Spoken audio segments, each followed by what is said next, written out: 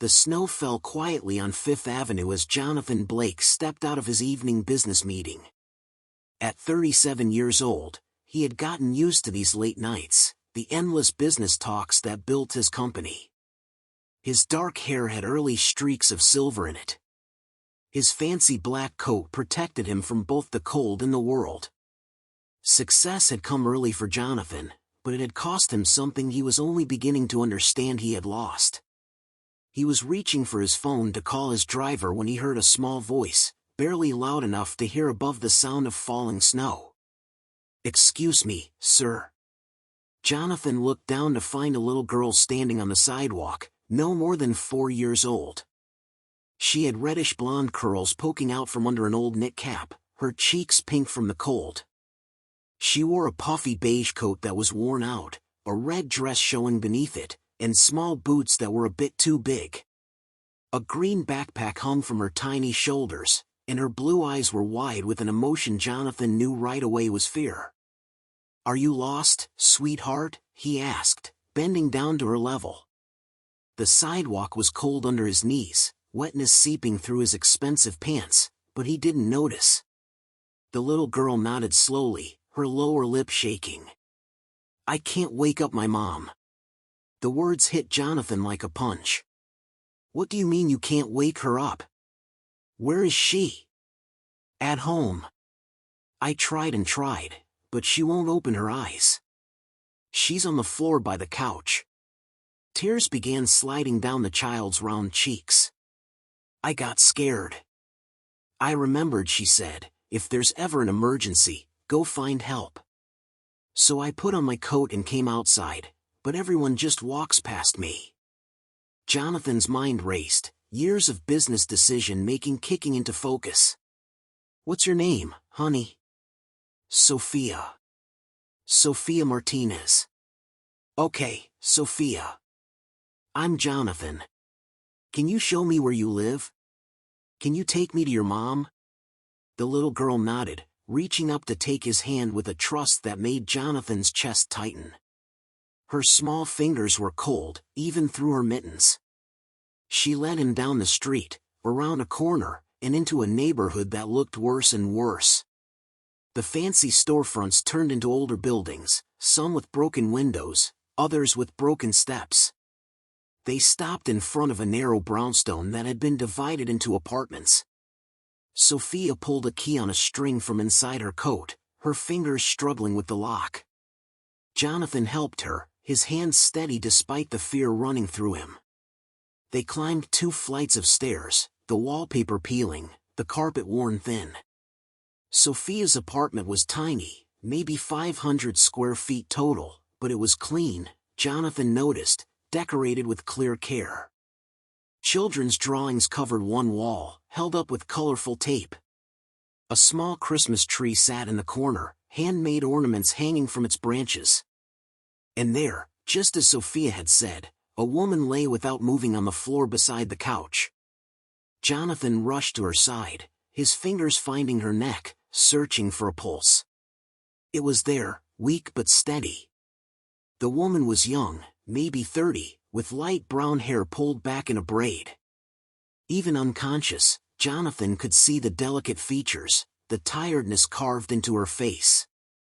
Her skin was pale, too pale, and when he touched her forehead, it burned with fever. "Sophia, I need to call for help." "Okay." Jonathan pulled out his phone, dialing 911 with shaking fingers.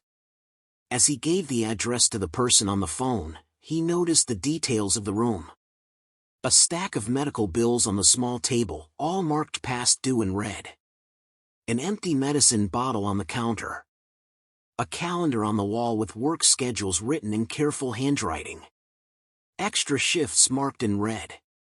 The paramedics arrived within minutes.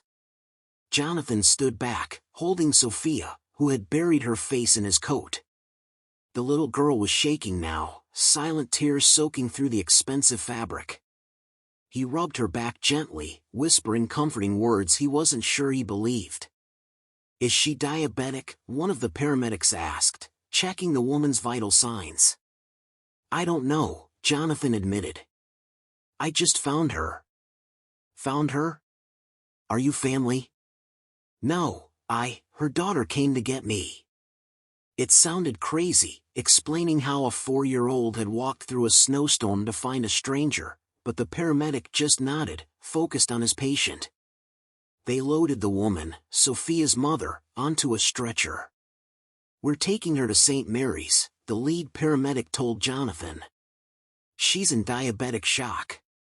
Looks like she's been sick and couldn't keep her medicine down.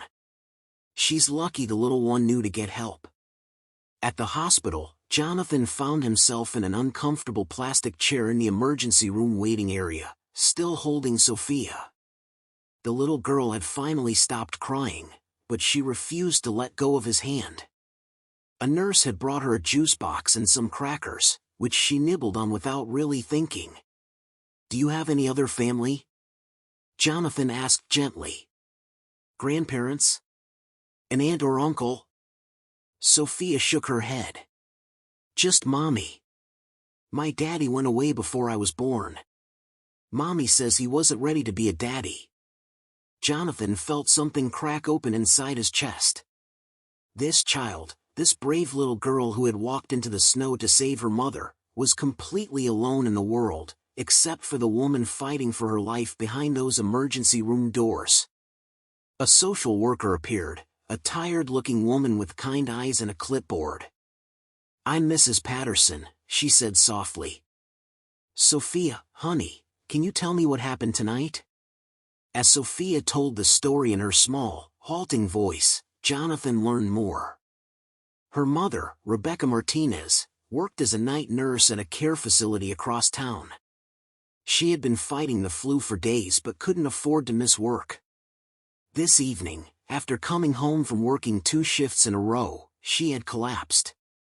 Sophia had tried everything she could think of, had even brought her mother water and the phone, but Rebecca hadn't woken up.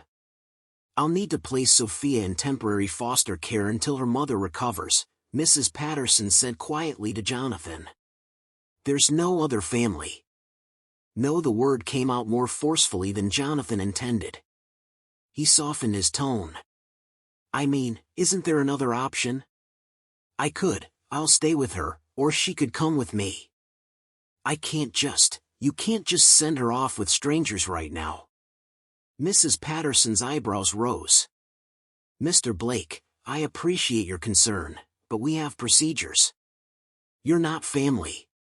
You're not even someone who knows them. The state has rules for situations like this.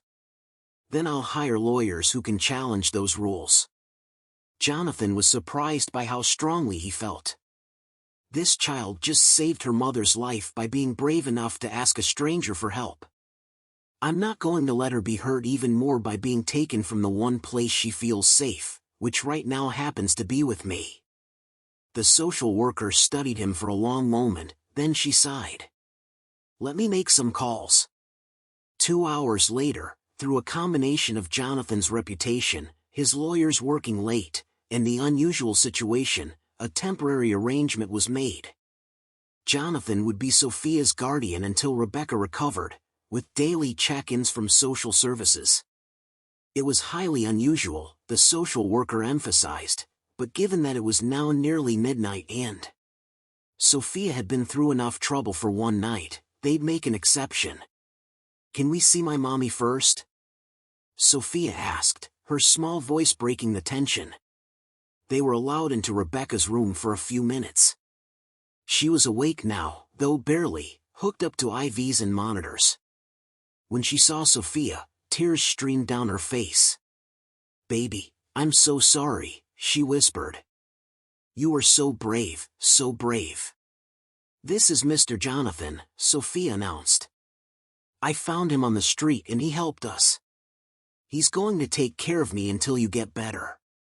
Rebecca's eyes met Jonathan's over her daughter's head. In them he saw thankfulness, yes, but also fear and shame and a fierce protective love that reminded him of his own mother, gone now for 10 years. I'll keep her safe, Jonathan promised quietly. I'll bring her to visit every day. You focus on getting well.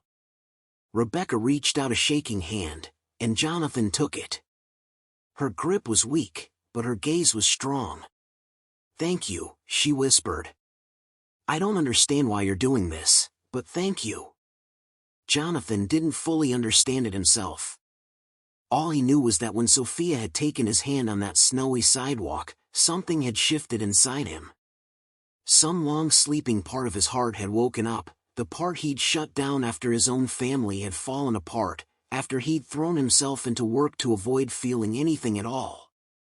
That night, Jonathan's penthouse apartment, which had always seemed stylishly simple, felt huge and cold with a 4-year-old inside it. Sophia stood in the center of the living room, her small backpack still on her shoulders, looking lost. "Are you hungry?" Jonathan asked, realizing he had no idea what 4-year-olds ate. His refrigerator contained leftover Thai food, some craft beer, and a questionable container of yogurt. Sophia shook her head.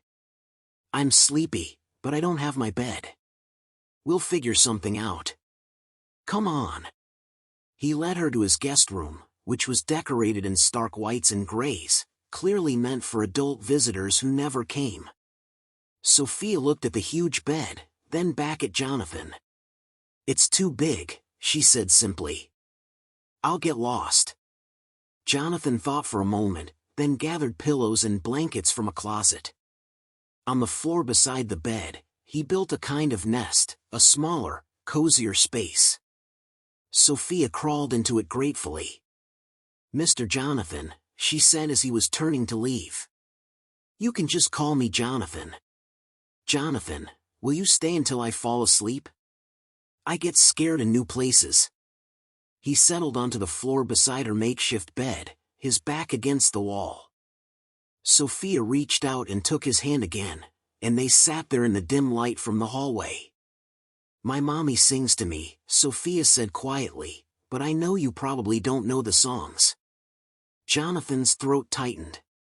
His own mother had sung to him years ago, before the cancer took her. He'd forgotten that, or tried to. "I might know a few," he said softly, and began to hum an old lullaby, words he didn't know he still remembered coming back to him. Sophia was asleep within minutes, her breathing soft and even. But Jonathan stayed there, holding her small hand, watching this brave little girl who had walked through a snowstorm to save her mother. He thought about his own life, about the towers of glass and steel he'd built around himself, about the years he'd spent gaining success while losing touch with everything that made life meaningful. The next morning, Jonathan called his assistant and cleared his schedule.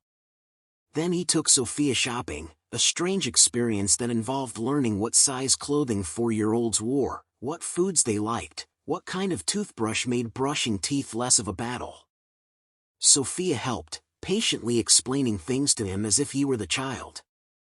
They visited Rebecca every day. Slowly, color returned to her face, strength to her voice. The doctor said she'd been pushing herself too hard for too long, that her body had simply given out. She needed rest, proper food, and to actually take her medicine regularly instead of using less to save money. During those visits, Jonathan learned Rebecca's story. She'd been a nursing student when she got pregnant. The father, a fellow student, had disappeared immediately. Rebecca had dropped out to work, planning to return to school once Sophia was older, but that day never seemed to come. Every dollar went to rent, food, childcare. She worked double and triple shifts, slept 4 hours a night, and still could barely pay the bills. "I try so hard," she told Jonathan one afternoon, tears in her eyes. "I want to give her everything, dance classes and nice clothes and the books she loves, but there's never enough." Jonathan found himself telling her about his own mother, about growing up in a small apartment not unlike hers, about watching his mother work herself to exhaustion to give him opportunities. "She'd be proud of you," he said quietly. "You're doing what she did. You're putting your child first, always. That's everything." On the 5th day, as Rebecca was being released from the hospital, Jonathan made a decision. He'd spent those 5 days living with Sophia, taking her to preschool, reading her bedtime stories, learning to make the dinosaur-shaped chicken nuggets she loved. He'd rearranged his life around nap times and snacks and the surprisingly complicated social lives of 4-year-old friendships, and he'd felt more alive than he had in years. "I have an idea," he told Rebecca as she packed up her hospital room. "And I need you to hear me out before you say no." Rebecca looked unsure but nodded. "I have a property, a building I've been holding as an investment. It's in a good neighborhood, good schools. There's an apartment there, 3 bedrooms, that's been sitting empty. I'd like you and Sophia to live there, no rent." "I can't possibly. I'm not finished." Jonathan held up a hand gently. "I'd also like to offer you a job. I need someone to manage the building, handle tenant relations, coordinate maintenance. It's flexible hours, mostly from home. It pays enough that you could work 1 job instead of 3 and still put money away, and it comes with health insurance." Rebecca was shaking her head, but Jonathan pressed on. "Here's the thing, Rebecca. Sophia saved your life that night, but I think maybe she saved mine too. I've spent 10 years building a company and forgetting how to be a person. These last 5 days, watching her draw pictures, listening to her talk about her day at school, helping her brush her teeth, it's reminded me what actually matters. I'm not offering charity. I'm offering a chance for all of us to have something better." "Why?" Rebecca whispered. "Why would you do all this?" Jonathan thought about that small hand taking his on a snowy sidewalk, about the trust in those blue eyes, about a little girl brave enough to walk into the dark to save her mother. He thought about his own mother, about chances given and received, about the way life sometimes offers unexpected second chances. "Because I can," he said simply. "Because you're raising an incredible human being who deserves stability and safety, because I have more than I need and you need more than you have, and that seems like something we should fix. And because," he paused, surprised by the emotion in his own voice, "because I'd like to be part of your lives if you'll let me. Not as charity, as friends, as family maybe, the kind you choose." Rebecca was crying now, and Jonathan handed her a tissue, giving her time. Finally, she spoke. "Okay," she said softly. "Okay, but on one condition. You let me pay rent, even if it's minimal, and you let me earn this job, not just hand it to me. I need to know I'm contributing, that I'm not just someone's project." "Deal," Jonathan agreed. "Though I should warn you, Sophia's already informed me that I'm required to attend her dance recital next month. Apparently, I'm family now, whether I agreed to it or not." Rebecca laughed through her tears. "She has a way of deciding these things." 3 months later, Jonathan sat in a folding chair in an elementary school gymnasium, watching 4-year-olds in various states of controlled chaos perform a dance routine. Sophia, in a sparkly blue costume, waved enthusiastically when she spotted him. Beside him, Rebecca squeezed his hand. "Thank you," she whispered. "For everything, for being there that night, for caring." Jonathan squeezed back. "Thank you for raising someone brave enough to ask a stranger for help, for teaching her that the world can be good, even when it's hard."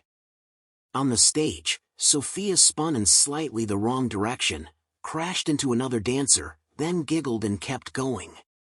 Jonathan felt his heart swell with an affection he hadn't known he was capable of anymore. His phone buzzed with work emails, business deals that needed his attention, agreements that required his focus. He glanced at them, then turned the phone face down. The deals could wait. This moment, this little girl who'd changed his life with 5 simple words, this makeshift family he'd found in the snow, this was what mattered. Later, driving Rebecca and Sophia back to their apartment, with Sophia chattering about her performance and Rebecca laughing at her daughter's enthusiasm, Jonathan understood something important. Success wasn't measured in buildings owned or deals closed. It was measured in small hands trusting yours, in the privilege of being present for ordinary miracles, and the choice to show up and care even when it wasn't convenient or expected. "Sir, my mom didn't wake up," Sophia had said that snowy night, and in asking for help, she'd offered it. She'd reminded a man who'd forgotten how to feel that hearts could still crack open, that walls could still come down, that it was never too late to build something real. The snow was falling again as they pulled up to the building, soft and quiet. Sophia pressed her face to the window, watching the flakes dance in the street light. "It's like that night," she said. "The night I found you, Jonathan." "No, sweetheart," he said softly, meeting Rebecca's eyes in the rearview mirror. "That was the night you both found me." And in that moment, with snow falling and a child's laughter filling the car and a future spreading out before them, full of ordinary days and extraordinary love, Jonathan Blake finally understood what it meant to be truly wealthy. If this story moved you, share it with someone who believes that one brave choice can change everything.